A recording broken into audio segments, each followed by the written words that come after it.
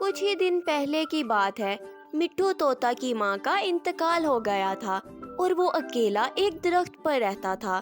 ایک دن ایک چیل نے اس پر حملہ کیا اور مٹھو اس سے بچنے کے لیے درخت کے ایک سوراخ میں چھپ گیا۔ چیل نے اس کے ایک پیر کو بہت تکلیف پہنچائی۔ مٹھو کی جان تو بچ گئی لیکن اس کا ایک پیر زخمی ہو گیا۔ چیل کے جانے کے بعد وہ باہر نکلا تو درد سے چیخنے لگا۔ پاس میں ایک ناریل کا درخت تھا۔ ناریل کا درخت بہت نیک اور رحم دل تھا۔ اسے مٹھو طوطا پر بہت ترس آیا۔ اس نے مٹھو کو اپنے پاس بلایا لیکن مٹھو چل اور اڑ نہیں پا رہا تھا۔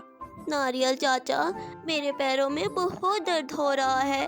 میں ٹھیک سے کھڑا بھی نہیں ہو پا رہا ہوں۔ اٹھنے کی ہمت نہیں ہو رہی۔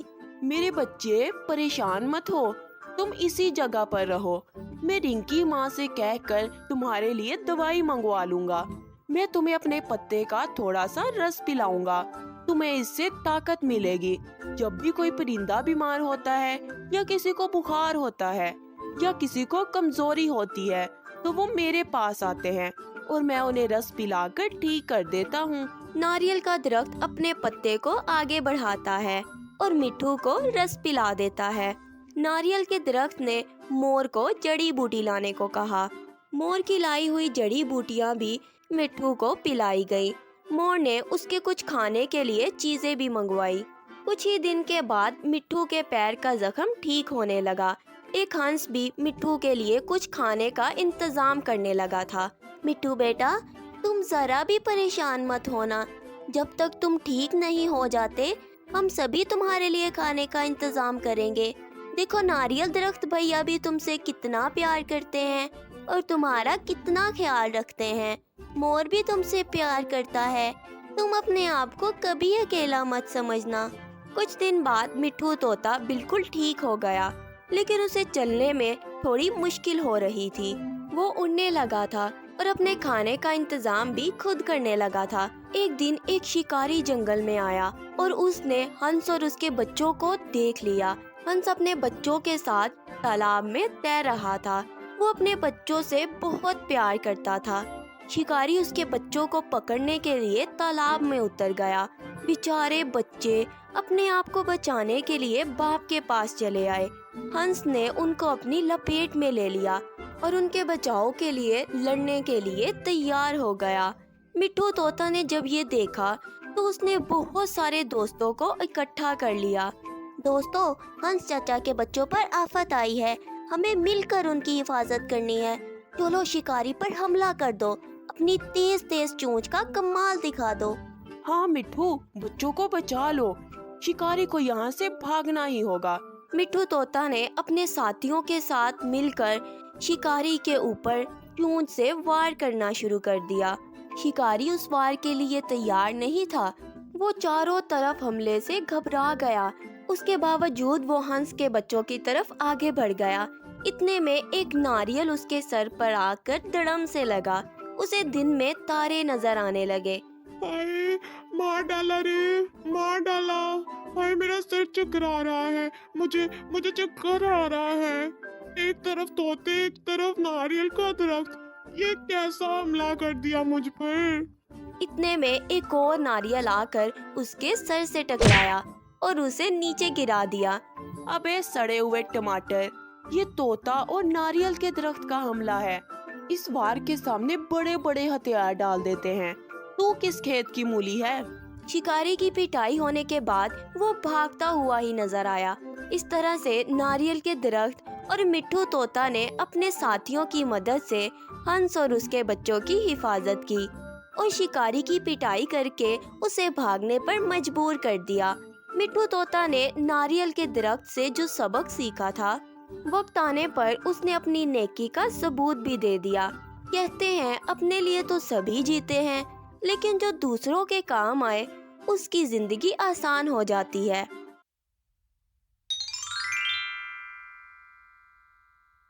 ایک گھنے جنگل میں ایک بھالو رہتا تھا۔ ایک دن اسے بہت زوروں کی بھوک لگی پر اسے کھانے کے لیے کچھ نہ ملا۔ پھر وہ کھانا ڈھونڈنے کے چکر میں ایک تالاب کے پاس آیا۔ تالاب میں چھوٹی چھوٹی مچھلیاں پانی میں تیر رہی تھیں۔ اس کے ذہن میں آیا کہ کیوں نہ میں اس تالاب کی مچھلیوں کو پکڑ کر اپنی بھوک مٹاؤں۔ ایسا سوچ کر وہ تالاب کے کنارے پہنچ گیا۔ وہ تالاب میں مچھلیاں پکڑنے کی کوشش کرنے لگا۔ آخر بہت محنت کے بعد اس کے ہاتھ ایک چھوٹی مچھلی لگی، پر وہ مچھلی کو دیکھ کر بولا، ارے یار، یہ مچھلی تو بہت چھوٹی، اس سے میرا پیٹ نہیں بھرنے والا۔ ایسا کرتا ہوں، اس مچھلی کو چھوڑ دیتا ہوں اور نئی اور بڑی مچھلی پکڑتا ہوں۔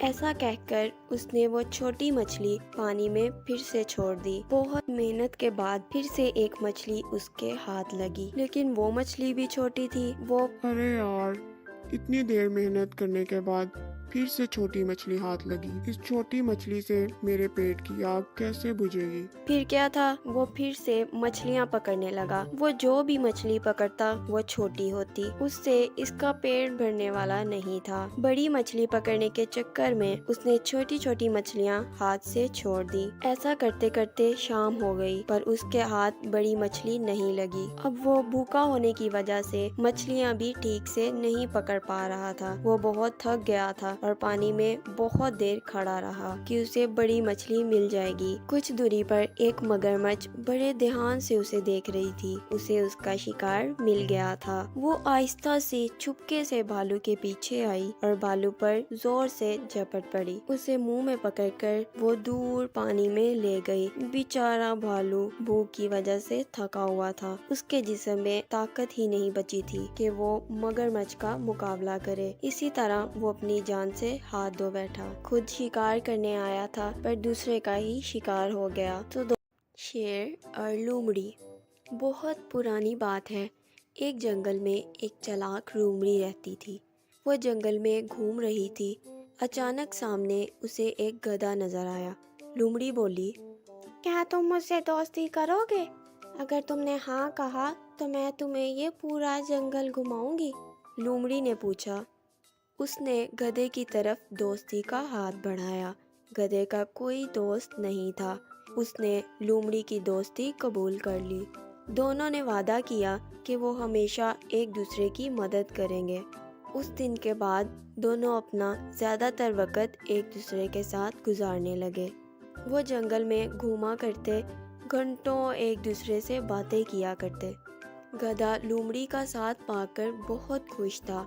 ایک دن دونوں جنگل میں تالاب کے کنارے باتیں کر رہے تھے۔ وہاں جنگل کا راجا شیر پانی پینے آیا۔ اس نے جب گدھے کو دیکھا تو اس کے منہ میں پانی آ گیا۔ لومڑی شیر کا ارادہ سمجھ گئی۔ وہ سوچنے لگی، کیوں نہ شیر سے ایک سمجھوتا کیا جائے۔ میں اس گدھے کو مارنے میں مدد کروں گی، اس طرح میرے کھانے کا بھی انتظام ہو جائے گا۔ وہ شیر کے پاس گئی اور آہستہ آواز میں بولی، بادشاہ سلامت، اگر آپ اس گدھے کا گوشت کھانا چاہتے ہیں تو آپ کی مدد میں کر سکتی ہوں۔ بس آپ مجھ سے وعدہ کریں کہ آپ مجھے کوئی نقصان نہیں پہنچائیں گے اور تھوڑا گوشت مجھے بھی دے دیں گے۔ شیر سامنے سے آنے والی دعوت کو کیسے انکار کر سکتا تھا؟ وہ مان گیا۔